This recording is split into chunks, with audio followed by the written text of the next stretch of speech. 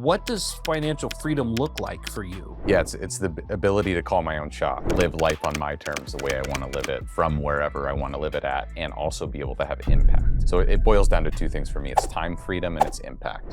Hey, everybody, welcome back to another episode of the Real Estate Rundown. As you can see, we're doing it in a different format because we're actually going to be in the post-COVID world doing more live interviews. But our first guest today is somebody that I've gotten to know over the last year who has an incredible business mind, isn't even based in the same nation as most of his business. So Ryan Weimer is with me today, and he does a ton of business in the subject to, in the wholesaling space. And while we want to hear about that a little bit, Ryan, I want to get into just kind of what it is that makes an entrepreneur, because we all hear about the great things that you're doing, and you are doing some pretty amazing stuff. But what does it really take to do that? So introduce yourself a little bit, and then we'll dive into it and see where we go. Sure, absolutely. So my background's in mechanical engineering, but I didn't get into full-time real estate until about 3 or 4 years ago, where I quit my W-2 job. Started off wholesaling and buying a couple rental properties, and then But wholesaling, I mean, that's like the hardest job on the planet. I mean, you've literally got to find a needle in a haystack, and then you got to go grab the next haystack and find the needle in it. yeah, Because you got a seller, and now in a very short period of time, you got to go find a buyer. yeah, it's brutal. A lot of rejection, a lot of no's. And I think where we're headed with this is really ultimately about the entrepreneur mindset, right? And that separates the contenders from the pretenders, really. Yeah. So you got into wholesaling and you've built a business. What size is your business currently? What are you doing for volume? Yep. So we're 15 employees, and we're going to do about 120 deals this year on the wholesaling So you're closing side. a deal every 3 days. Yeah. Yep. So that's not a small business. No. But you started 4 years ago with just you. Yep. And what made you pick that business?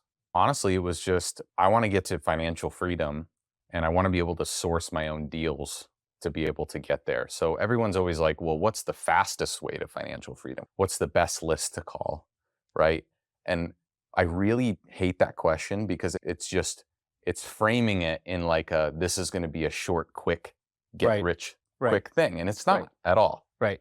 So basically they're asking you, what is the easiest way to do the hard work? Exactly. Right. Who can I outsource this to so I can just sit there and collect the checks? 100%. Right? Yes. And there's so much of that people think that being an entrepreneur is some sort of magic wand. And it is, because it makes your sleep disappear. It makes your weekends become work time. It has so many pitfalls in it that can really derail everything if you're not totally committed to it. And there's a certain insanity that I've seen in all entrepreneurs, that they're committed to something bigger than the business. And I think this is true with you, but the business is the tool. Yes. It's not the reason. Correct. It's the vehicle. Yeah. Right? Yep. And you were saying that you wanted to get to financial freedom. What does financial freedom look like for you? Yeah, it's the ability to call my own shots. I mean, it's live life on my terms, the way I want to live it, from wherever I want to live it at, and also be able to have impact. I think, so it boils down to two things for me. It's time freedom and it's impact. And so currently you live in London, England. Yes. Yep. Why London? My wife got a visa through her job. It was kind of the opportunity we had always talked about, where this is why I got into real estate. It's so that I could have that vehicle to create assets that produce income for myself, and I could have that kind of freedom to make those choices. Well, thank goodness you didn't get a visa to Afghanistan. Not that I'm not bagging on London, okay? Don't take it that way. But I look at that, and so now you've got this wholesale business where you're calling people you don't know, you're creating rapport, you're convincing them to do a transaction on little or no cash from you, basically track record. But when you started, you didn't even have that, right? No. I mean, you were, hi, I'm Ryan. I'm a mechanical engineer. I'm doing this nights and weekends because I want to call my own shots. Sell me your property. That doesn't really sound like a pitch that's going to hook many people, right? I think what the pitch you just did was 10 times better. So I'm sweating, I'm trembling, right? I mean, I have an engineer background. So like, even to be able to think about saying those words, right, let alone do the action, right? It's even a step removed from that. So, I mean, when you got started, there was no system, right? So walk me through, you caught your first deal, right? Yep. Somehow your pitch worked, you made it make sense. It told them what they wanted to know. Now you got the deal. Yep. What did you realize at that point? That is possible. It's an aha moment, but it also, I mean, it took me 8 months to get my first deal. So how many phone calls did you make? Thousands.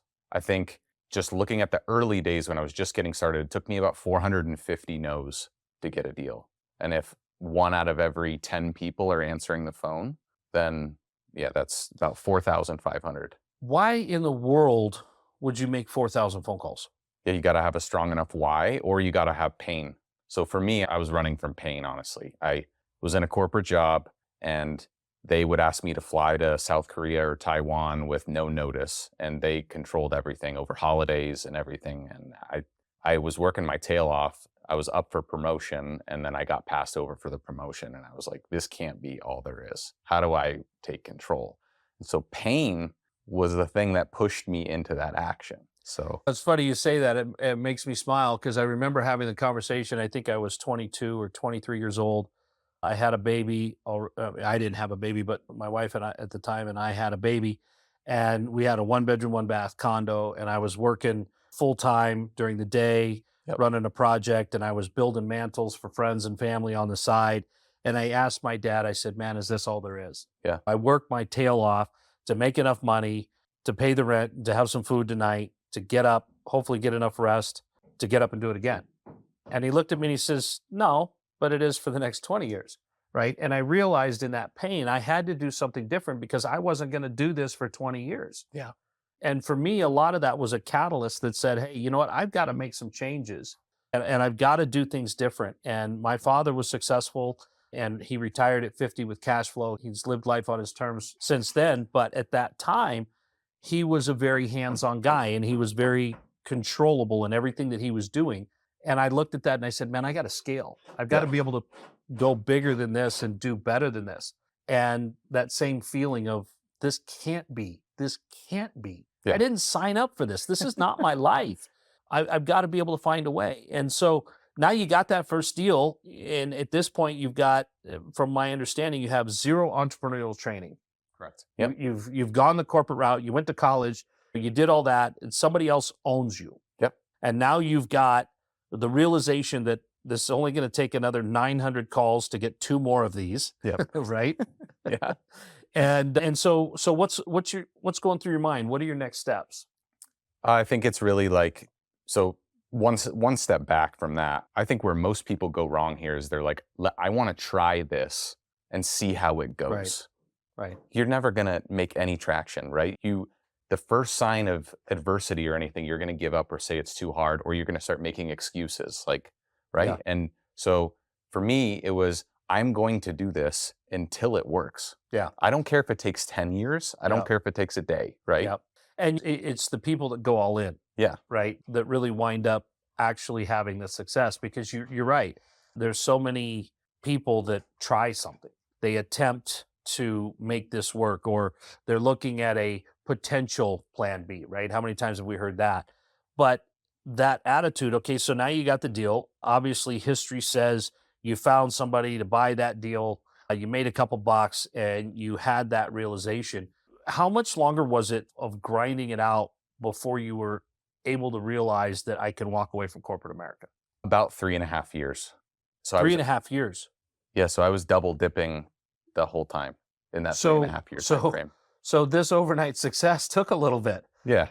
So you're still working full time. Yep. Your nights and weekends are consumed Yep. by dialing and getting people's answering machine. Yep. People still have answering machines? No, we don't. It's voicemail, right? We don't leave voicemails. It's a waste of time. Yeah. Actually, yeah, we split tested it. And you said you've been in business for 5 years. Yep. Okay. So you've gone from Ryan. Yep. 3.5 years solo gig. Yep. To the last year and a half, you've now got 15 people on your team. What made you think that, okay, yeah, I get it. You have the realization that this works for me. What point are you now betting the farm again on scaling? What made you do it? Yeah, so I think everybody gets to this point, if you're an entrepreneur, where you either got to decide if you're Michael Jordan or you want to be Phil Jackson, right? And so you can be a highly paid professional and you can make a lot of really good money doing that. That wasn't me. I actually wanted to create a business that was an asset, not really for the, looking back now, it's kind of interesting thinking about that, but not really for the money, more for the feeling of accomplishment and impact that I can have. Mhm. And so, but you have to run a successful business to be able to do that and to have the people that want to join into that vision. Right. So I think for me, I fit more into the Phil Jackson type of realm, which is way harder. It's way harder, right? Yeah. And every time you think it's, oh, I've reached that next hill, Right. then you go back into the valley of death. Yeah. Well, and you've coached and you've trained and you've invested in your team members, right? The Yep. players. And then they go based on their own ego, decisions, Yep. training, background. They want this weekend off. They don't want it as bad as you want it, all those different things. And in most cases, I know because you're an entrepreneur, you were paying them instead of paying yourself. Absolutely. And then they just totally didn't perform. Yep. I'm just guessing. You'd be Just- guessing correct. I might have done it Maybe. once per business. And you still have to believe that, Right. right? I mean, you've had bad teammates, Mhm. you've had horrible teammates, Yep. you've had mediocre. So you've got 15 people now. Yep. How many in a year and a half have you hired and fired or hired and had quit or hired and not showed up? Yeah. To answer your question, I've got one person that was there that's been there for about 3 years. Everybody else is within a year, Mhm. to Yeah. give you any indication. Yeah. So So yeah. the turnover, I mean, you're sifting through people and it sounds terrible, but you're looking for the right person that gets it and wants it. Yep. Right? That gets your process and wants what you're offering as far as a conclusion. I've had great people move on because their vision and mine were different. I've had terrible people that I've encouraged to go succeed elsewhere. We've been through good, bad, and ugly, but at the end of the day, we have had that same thing because you're looking for those superstars like the Phil Jackson analogy where you're looking for the Scottie Pippen and the Michael Jordan and Yep. I don't follow basketball, so the other guys who are on the team, Yep. right? But you're looking for that group, and yet we still have the insanity to think that these are the people that we're investing in, Yeah. and to watch them not take it literally or not take it for what it is, not see the value in what you're offering, all those different things. How did you keep your goals in sight? How did you keep your company still going this way as you got people shooting off every which way and all that?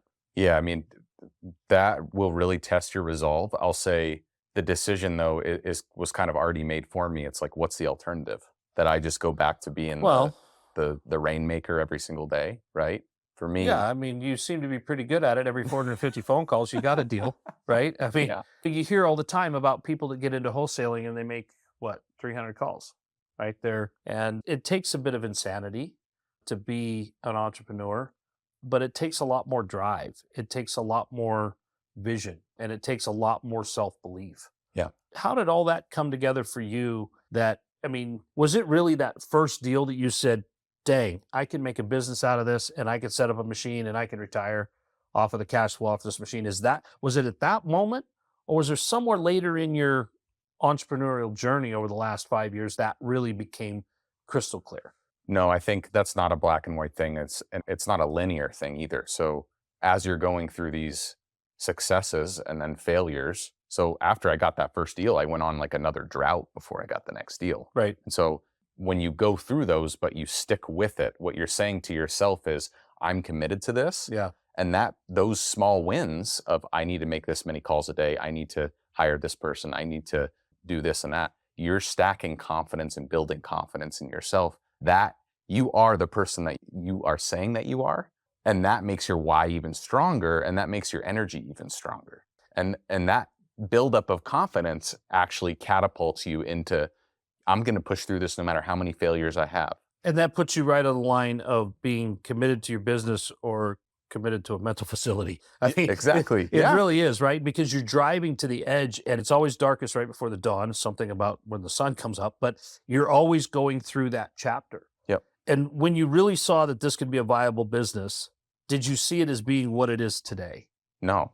I mean, I'd be lying if I said that. And I think that has come later with, again, building up that confidence, but now also being a part of some pretty high level masterminds and mentors and everything where that's where you really see what is possible.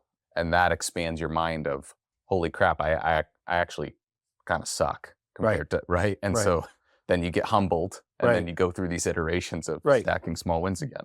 But and now when you sit here today, Yep. looking at what you've built, you're totally satisfied with that, right?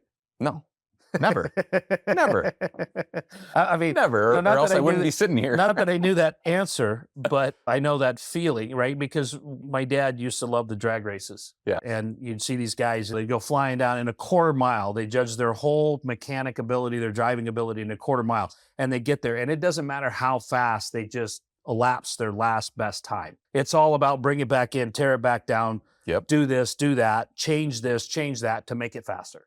And half the time when they did that, it didn't work. And it seems to me that's part of being the entrepreneurs that, hey, I just built something that does 0 to 60 in 5 seconds. I know we can do it 4.5. And your next run is 6.25, Yep. right? You're just like, what the? But it's that learning experience because there's a ton of books, right?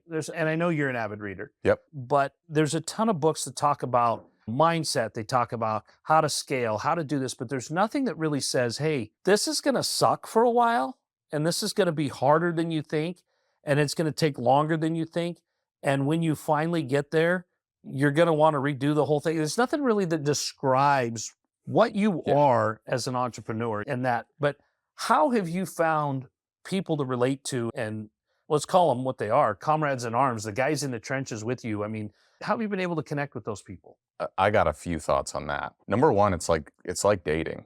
I mean, how many repetitions, truthfully, how many dates can you go on to decide what you want, what the other person wants? Are you compatible? Are you headed in the right direction? Like, you got to kiss a lot of frogs to find the right one, right? And that's the truth. Yeah. Like, there's no shortcutting that. Yeah. So you got to go through that. But I think what happens, unfortunately, now in the age of social media is we set our own internal expectation of like, if I put this minimal amount of action, I will get the result. Because that's what the guy on the Instagram reel said. Right? And so then we self-sabotage ourselves because we tell ourselves, if I do this amount of work, I'm going to get this result because of that. And we don't. And then what does that do to our personal confidence? And what does that do to our future action taking? It just kills it. Yeah. And there has to be that self-belief inside all that, right? There has to be that knowledge that didn't work, that was a failure, but I'm not. Exactly. And where are you getting that confidence? Because all entrepreneurs that I know have it. And you can spot those, and I guess I should say all successful and serial. Yeah. Right? And I need to put the word entrepreneurial on there because otherwise it could sound pretty ominous. But all successful and serial entrepreneurs have that thing that continues to let you know that, man, that was an absolute disaster, and that's okay. Yeah. What would you define that thing is? I can just speak for me personally. When I think about it in that context, to me, the alternative is giving up. And giving up sounds like the worst possible. Giving up would mean I don't actually want this stuff, or I don't want this time freedom, and I don't want this impact. So then what do I want, and what kind of life do I want on other people's terms? It's almost like giving up is just, it's like the worst possible. It's really way worse than failure. Absolutely. It's abandoning. Yeah. Absolutely. Yeah. So that's honestly worse than death to me. Yeah. And I would agree with you on that. I've never had a job in my adult life, and I don't know that I am employable at this point. There's a lot of people that would agree with that statement. But your wife is a W-2 employee? Yeah. Mm-hmm. Okay. And so she's not entrepreneurial minded? Nope. Okay. And what you do terrifies her? No, it doesn't. It doesn't. She's gotten okay with it? Absolutely. I mean, it's taken some work. It's taken some communication. Like, it all comes back to expectation setting. Right. Right. Because when you guys got together, you were just this normal mechanical engineer plugged into the corporate world, and you were doing what aligned with what she's doing, right? Yep. And yet all of a sudden there's this thing come out of you. Yep. Like the swamp thing, right? There's just this, you're changing. What's wrong with you? Why isn't corporate America good enough anymore? And I'm not saying that your wife wasn't supportive, but of course she's watching this change before her eyes. Yep. And trying to identify how that plays into what you guys started out this journey on. Yep. Right? Yep. Yeah, I think with her, she saw the pain of, hey, Ryan, I know you've been in Taiwan for 6 weeks, and next week is Thanksgiving. Project's not done yet. You got to stay there. Yeah. So nobody does Thanksgiving like the Taiwanese, though. That's what I've heard, right? Hey guys, real quick, if you're enjoying this show, I want to ask you to please give us a 5-star rating and review on whatever platform you're listening to right now. Leaving us a rating and review takes just a few seconds, and it's a great way to show your support for our show. Your support helps us reach more listeners and create better content. Thank you very much. We really appreciate it. Now let's get back to the show. Yeah, sometimes they have cat instead of turkey. Yeah.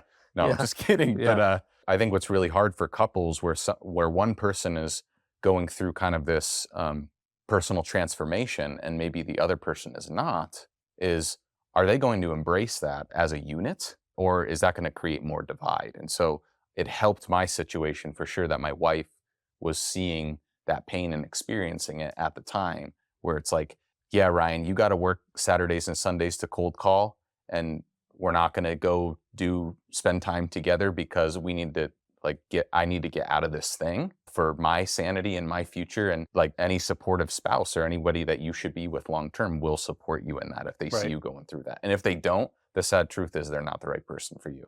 So then you're back to dating. Yeah, there you go. So we're covering entrepreneurial tips and marriage tips. But and that's the reality, right? You go through, I mean, I've always been entrepreneurial, right? My family was, right? My brothers never actually got into W-2, right? And so my parents both worked for themselves my whole life, but there is that ability to create quite a bit of additional complexity, we'll call it complexity, in the relationship because you're wired different. And I'm saying this because we're the ones that are wired different, right? Yep. We're not the ones that are willing to take status quo. There's good ways to do it and there's bad ways. And it sounds like you and your wife have really come up with a healthy balance of being able to understand each other and support each other while not fully understanding each other. Yeah. Right? I mean, you probably sit there, this is going to get a little sensitive. Let's do it. You probably sit there and go, why in the world would you want to keep working for somebody else? Yeah. And she's sitting there going, because I'm the only one that's going to be able to pay the rent consistently, right? Yes. When the reality is you're sitting there going, but they could cut you at any time and you could be unemployed and your visa expires and then we're homeless. But I have the resources to do this. And there's that whole different thing. And it's awesome to see that you and your wife have embraced that differences make us stronger rather than what I've seen in some relationships, in some instances, that differences actually dismantle the relationship because they're not willing to believe in their partner, right? And again, that's back to being committed or committed, right? It's really close. And there's a lot of times you've just got to absolutely believe in your partner, not in the results, right? And I'm sure your wife has seen that. Yeah. And she's like, congratulations, babe, another 450 calls and you'll have another deal. So we can put that on the calendar for next March. Right. And just being honest, but knowing that she knows that you're not going to give up. Yep. There's no way over it, around it. You've got to go through it. And having that be such a succinct building block. I'll tell you the best thing we ever did was we sat down annually to go over each other's goals. And we have like 5 different categories or 6 categories. We've got physical goals, we've got recreational goals, business goals, career goals, financial goals, spiritual goals. And we sit down and we dedicate like 2 hours to go through each one and why they're important to each other. And then we make a plan and we make a vision for that year for that. And the first couple times we tried that, there was some friction. Kind of like my family playing Monopoly. There you go. Little friction. Yeah. But then you grow in that together and it's really what it is. It's a safe space for communication and very transparent communication about like, how many kids do you want? Where do you want to live? What do you want that to look like? And with all the cards out on the table, you can actually then, you can work off of that. Right. There's no hidden things anymore. And you've got to get to a place where her goals for her don't necessarily mean that you're succeeding or failing. No. They're her goals. Yeah. And your goals for you doesn't necessarily mean that she's succeeding or failing. Right. Right. I mean, obviously, if your goal is to have multiple wives, that might concern her. But, when it's talking about you and your business and growing, it's about her seeing and understanding and hearing that and being able to support that. Yeah. Right. Just saying, hey, I hear you. I'm going to be your accountability partner on that. But then you've got your goals for your relationship, your goals for your business. And there's so much that goes into all of that. Yep. And seeing that you guys got off on the right foot by putting that there probably just helped your journey be that much quicker because you weren't dealing with, it doesn't sound like you're dealing with a lot of pushback. Yeah. So, I mean, it hasn't been easy, but I think We're consistently working at that. But just to bring it full circle back to the mindset thing, it's when she sees it's the same thing we were talking about earlier. When if I do what I tell myself, like if I say I'm going to go to the gym tomorrow and I don't do that, all of a sudden then that lowers my confidence in myself that I actually want what I say I want, right? And it's no different with your spouse. Right. So when we're sitting down and we're defining this future and what's important to you, what's important to me, and then we make a plan to get there. And if I don't do that stuff, then she's going to lose confidence. And wait a minute, we sat down and we said this, Right. and now you're doing this, Right. right? So if there's a deviation to that, we got to sit down again and we got to have that uncomfortable conversation right here and now. Right. And most people will try to put off that confrontation and not have that conversation, right? Right. Just like most things in life. Right. So, And so, I mean, and that's probably not much different than when you're bringing in a new person absolutely. Yeah. and you're telling them, you got to make 500 phone calls Yep. to get 40 people. Yep. I remember I was talking with a guy that I know fairly well out of the Houston area, and he was a CFO for Shell. And so he's all about math, right? And he'd figured out the same wholesaling and flipping thing, right? And so then he just takes and he just writes it out on a piece of paper and he says, well, if I've got to do this many of this and I want this, I just divide by this, and I know that I've got to, I mean, he was mailing out, I think, 8,000 letters a week, right? Yeah. Because he knew it was just math. It's just a numbers game, right? Yeah. It wasn't emotional for him. Totally. Right? Yep. I already told you he's a CFO, so there was no emotion. There you go. You've done it. You've proved out the model. They've watched you do it, whether it's your spouse, whether it's your employees, whether it's your kids. They've watched you do it, and they understand that when you say it's going to be hard work, it's going to be long hours, it's going to be 500 phone calls or whatever it is to get a lead, and then you're going to take 20 leads and you're going to get 4 deals or whatever your matrix is, but they're seeing you do that. They have the belief that they can do it too. Yeah. So once you've done that, then you've started to create the culture. Absolutely. Right? And oftentimes we see people that can't do what they say, and yet they're creating companies, and then you find that nobody in their company does what they say. And then you find that the results aren't delivered like they said. It's literally a trickle down effect, and you've watched management be good and management be bad. How have you seen that affect your business? I mean, have there been times when you've been more on it than others, and have you seen that affect the culture? I think we could spend a lot of time on this topic, just hiring, training, and firing. I've had a lot of instances where I've been tempted because I've hired someone with a really good rap sheet and a good resume, and they say, well, you know what, I'm a people person, and so just get me in front of sellers, or like I'm better than that. I can skip all that stuff. And then when they get in front of people, they fall flat on their face, honestly. And that was a failure on my part because then I'm not setting the right expectations up front. So I've learned through a lot of those episodes and a lot of paying people and then having them produce nothing for the company, and then I'm out money and time, right? And multiple iterations of that. You learn like there is no shortcut to the boring work. Right. You have to do the boring work. Right. But it doesn't mean that as the leader of the company, you're still in the trench. Right. I am from time to time, though. Well, yes. And I think it's important because they begin to question you, right? 100%. I mean, as they probably should. I mean, every year I take my tax return and I divide that tax return, my gross income, I divide it by 52 weeks a year by 40 hours a week. Yeah.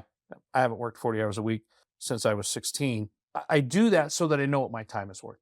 There you go. And then I use that figure and I say, okay, what can we do? I was recently talking with Isaac, my guy that does all our social media, and I was going through that same thing. He's like, no, I can get to that. And I go, I get that, but let's look at what I'm paying you. Let's look at what other things that are on your plate that are more important. I get it, you can do it, but don't always get back in the trench. Let's find some people that can do that. That is at the top of their skill level, but we can pay accordingly. Yep. And then get you to the next level where I'm way out here. We're all moving up because we're recognizing those talents and we're maximizing those talents. But you do. In order to be able to put out this video, Isaac edited several of them. Right. And then to be able to get the VAs to do what we wanted, he had to understand that. Now, that's one thing that since you guys have been able to see our videos, I didn't do any of that. Right. I had to skip that part. I wasn't allowed to do that part. But there's so much of that where you're building the culture, but there's nobody that tells you that. No. There's no book that says, hey, put their nose to the grindstone. The quicker that they try to skip the boring work, the better off you are. Man, Yeah. this is my last hope, Obi-Wan. You're believing in this guy or this gal. They've got the perfect resume. And it just, Yeah. And so that is a great point. That is the challenge as an entrepreneur and as a visionary. It's like you're a pilot, right? yeah. So you've seen the Top Gun sequel, Oh, yeah. right? Yeah. All the pilots are saying this mission is impossible. I Right. can't get through there. And then he's in the plane and he's showing them that it's possible, Right. right?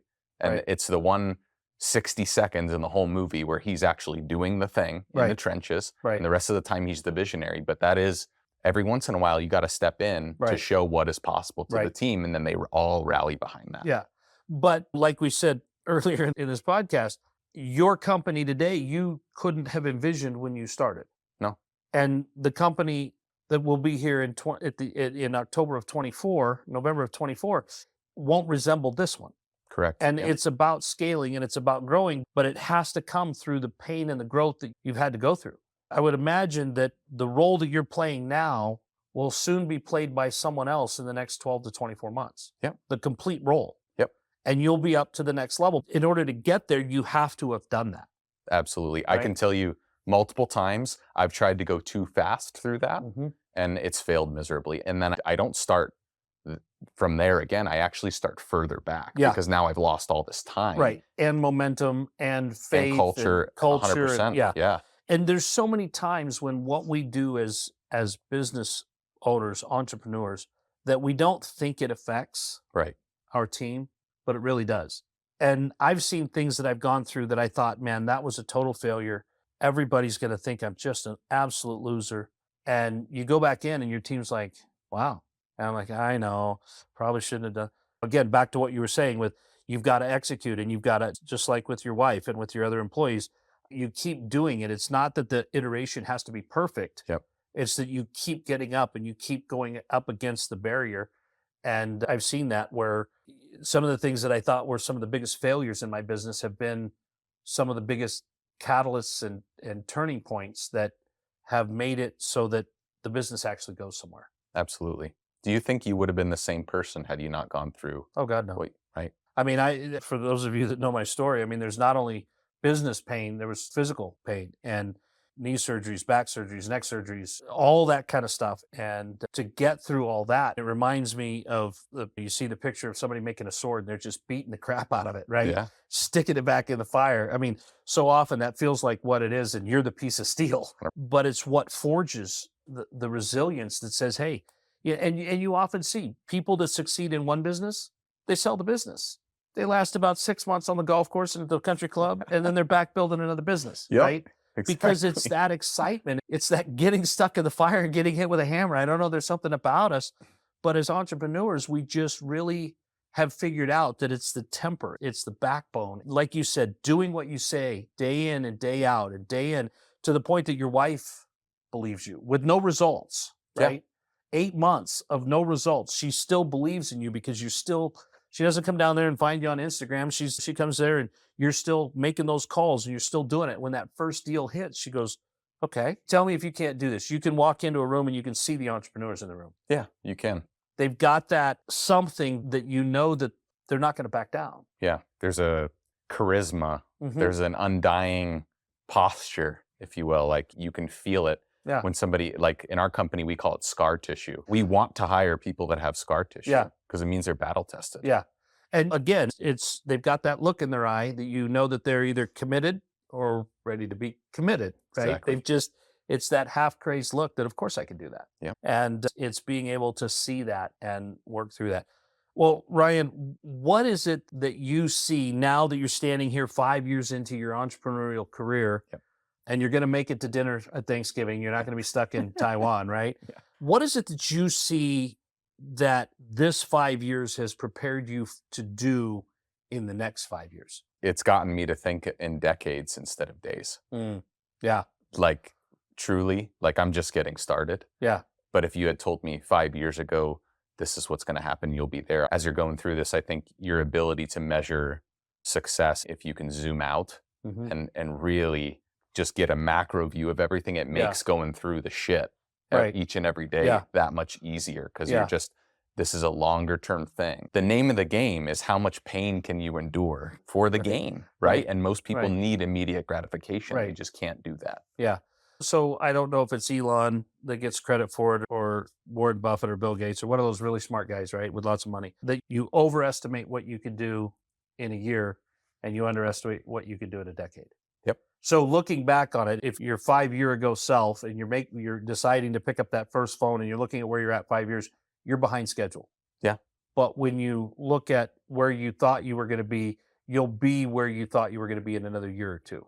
Is that what I'm hearing you say? Absolutely. Well, I think as humans too, like we inevitably think that we're better than we actually are. So there's this concept. I've had other people tell me that too. There's a concept that I really resonate with, and it's paying down ignorance debt. Yeah. Right. And so like my first 5 years, the first 2, you're an uninformed optimist and you're just, everything is shiny and bright and you're like, yeah, this is great. And then you get informed pessimism because you get hit in the face. Right. And then through that process, you're able to like really understand the name of the game in entrepreneurship is how fast can I pay down the ignorance debt? Right. And so really the last few years, I'm like, I want to pay down as much ignorance debt now as possible. And I know that means I'm probably going to get punched in more places than just the face. Right. But that is the name of the game. It's like, how many lessons can I front load? Right. Because that's going to catapult me into better success in the future instead of like, let me learn one lesson 1 year and one lesson the next and the next. It's all about front loading, paying off that ignorance debt.